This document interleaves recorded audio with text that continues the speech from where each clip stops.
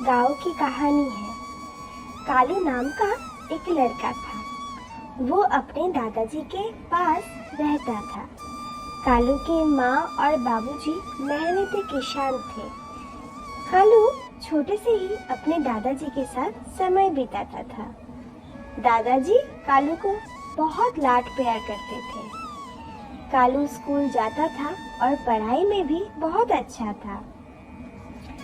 कालू का स्कूल छठी कक्षा तक था, इसलिए इसके आगे वो नहीं पढ़ पाया। इसके बाद वो अपने दादाजी के पास घर में ही पढ़ाई करने लगा और अपने दादाजी के साथ काम में भी हाथ बटाता था और सवेरे जल्दी उठकर दादाजी और माँ बाप के लिए चाय बनाता था। कालू की हाथों का चाय सबको बहुत पसंद था। उसके घर में आने वाले सारे मेहमानों को चाय बनाकर पिलाता था। चाय बनाने की कुशलता में वो निपुण बन चुका था। कालू के हाथों का चाय पीकर सब कहते थे, कालू, तुम्हारे हाथों में तो जादू है। एक दिन कालू के मामा उनके घर में आए और कालू के हाथों का चाय पीकर मोहित हो गए और कालू को बोलने लगे, अरे वाह कालू, तुम तो बहुत अच्छा चाय बनाते हो। तुम एक दुकान क्यों नहीं खोल लेते? मेरे पास एक घर खाली है। ये बात सुनकर कालू बहुत उत्साहित हो गया।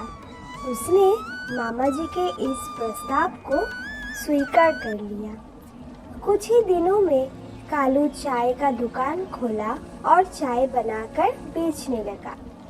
गांव के सब उसके दुकान में चाय पीने आते थे और चाय पीकर खुश हो जाते थे। चाय पिए बिना गांव के लोगों को काम में मन ही नहीं लगता था। जब भी गांव में कोई मेहमान आते थे, वो कालू के दुकान की चाय ही पीना पसंद करते थे।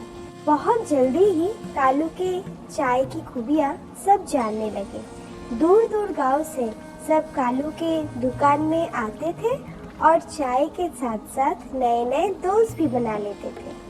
चाय का दुकान आस्ते आस्ते सबका सुख दुख बांटने का एक जगह बन गया। ये देख उसका दुकान छोटी सी चाय की दुकान से बड़ी सी टी कैफे में बदल गया। पहले दुकान छोटा था, इसलिए कालू ज्यादा लोगों को दुकान के अंदर जगह नहीं दे पाता था।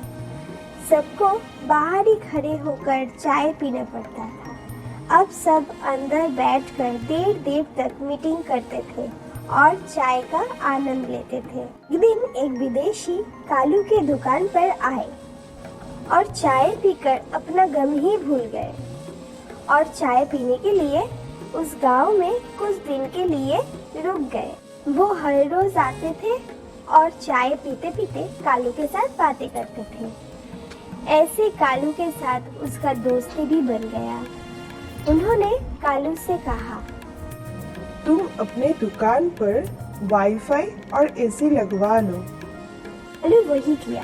देखते देखते कालू के दुकान में प्रोफेशनल मीटिंग होने लगे। धीरे धीरे लोग वर्क फ्रॉम होम के लिए कालू के दुकान में आने लगे और उधर विदेशी दोस्त के जाने का समय आ गया था। उसे अपने देश में लौटना था। वो कालू को अलविदा कहते हुए चले गए। कालू पहले से भी ज्यादा काम में व्यस्त हो गया। जब कालू के पास बहुत पैसा जम गया, तब वो सोचा गांव में एक अच्छी स्कूल बनाने से सारे बच्चे अच्छे से पढ़ाई कर पाएगा। कुछ ही समय में एक अच्छा स्कूल भी वो बना लिया। गांव के सभी कालू को आशीर्वाद करने लगे। ऐसे ही कालू अपने परिवार के साथ बहुत खुशी से अपना जीवन बिताने लगा। इस कहानी से हम लोग को ये शिक्षा मिलती है, अच्छे सोच के प्रेरणा से किया हुआ कार्य समाज के उन्नति और मनुष्य के भलाई के काम आते हैं। मनुष्य की सेवा करने से भगवान प्रसन्न होते हैं। Thanks for watching. Like, share and subscribe for more videos.